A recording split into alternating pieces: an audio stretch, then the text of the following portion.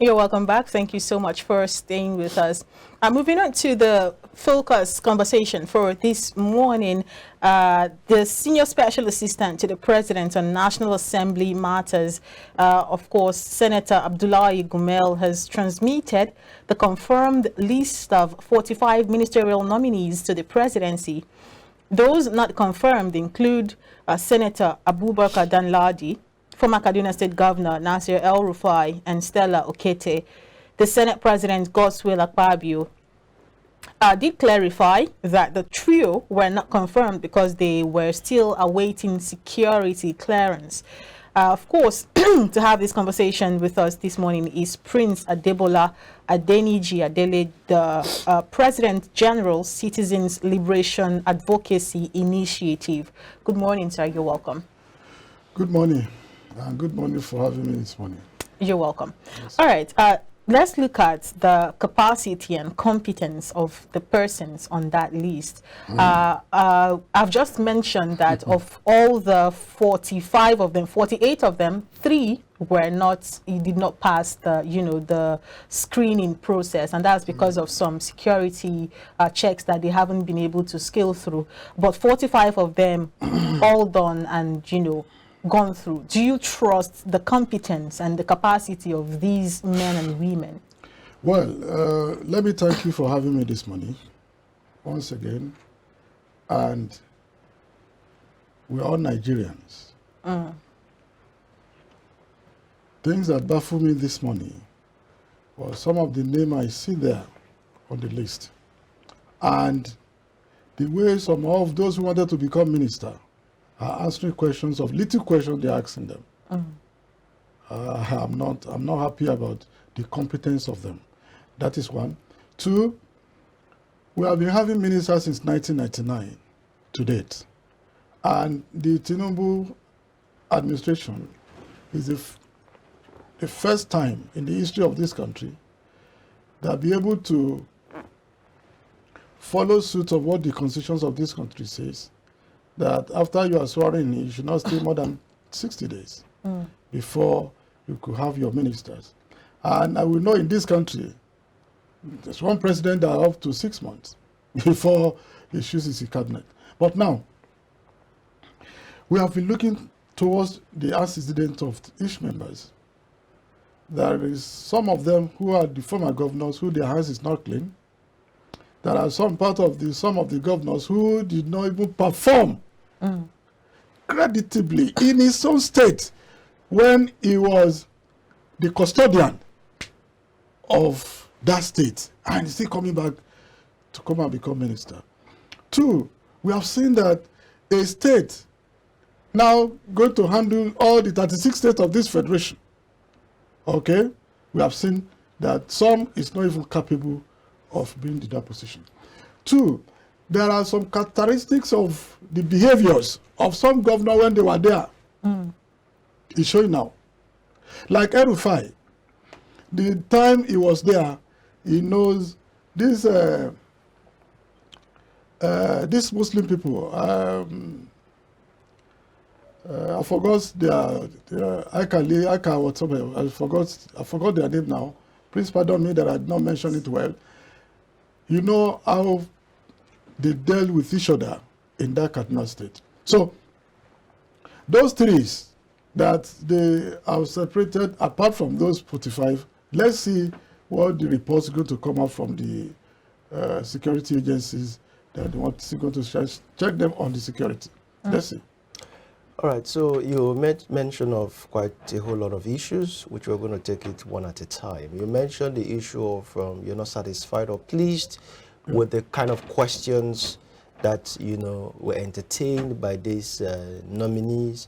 And of course, let's even look at it from the angle of how much trust people placed on Tinubu when he emerged as winner of that election. Looking at his antecedents while he was governor of Lagos State and those who came after him as predecessors, we saw how people claimed that he built Lagos and all of that. And then he's not the president. A lot of people felt, let's give him some time. We believe in his competence. We believe in his capacity. Now the list is out, and you're saying you're not confident and comfortable with the kind of questions that they have asked. Same certain people from certain quarters are saying that these are not the kind of ministers that Nigeria wants at this time, considering the precarious situation that we find ourselves. Some persons are of the mindset that could this be a compensation list? Please react to that. Yeah, I will. I support you with totality that possibility might be possible that the political compensation, and if it is political compensation, as it's not yet now agreed to, because there are a lot of Nigerians who are in that party who work so tirelessly, which we have the traces of so many Nigerians who work for this Tinubu tirelessly, use their time, use their money, use their effort, whatever they have, put it on the table for him just to succeed as the president. But today, they've been sidelines of not even see single of essay in this cabinet, talk less of the minister. And we have been proactive to look at it that probably there are some numbers of people that's going to put into the power. You know, that list in our NGO, we look at that list, I think it is 2 lists that came out. The first one that firstly came out, they said that one is fake before the second one came out. There is one man called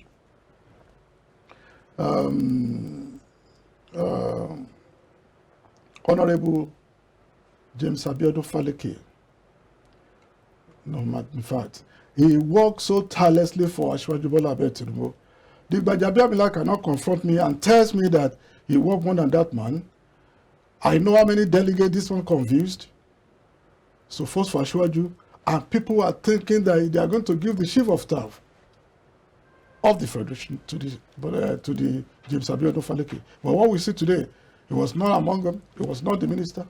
So the compensation also we are talking about today, for those politicians we are talking, it is who is who. Now it is who is who. Now you talk about James Faleke. Yes.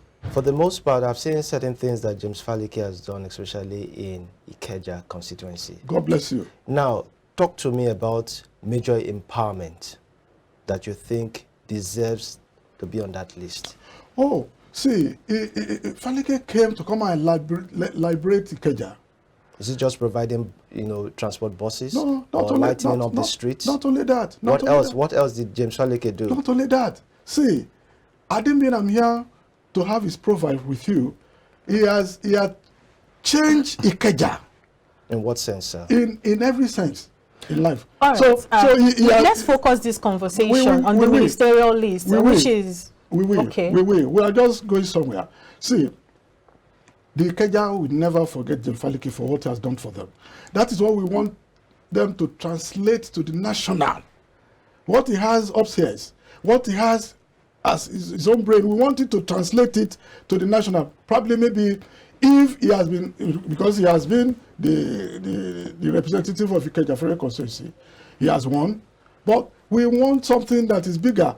In as much that you believe in Asiwaju, that we were there for you. You just mentioned translation of his mindset. Sorry, Josh. Yeah. You just mentioned translation of his mindset, which I want to believe you're trying to talk about his cranial capacity. I mean, his brains, yes, his intelligence. Yes. And that also boils down to the question that my colleague had just asked you. Right. What are the physical things, transformations? You said transformation. You said he has transformed the Ikeja. We want to hear them. What did he do differently as he's been representing Ikeja for a couple of years now? What are the major changes that you can point out and say, if you go to Ikeja, that change is as a result of James Faleke representing us for a couple of years now? That is what we want to hear. Well, if you're going to break it down initially, when we talk about the infrastructure,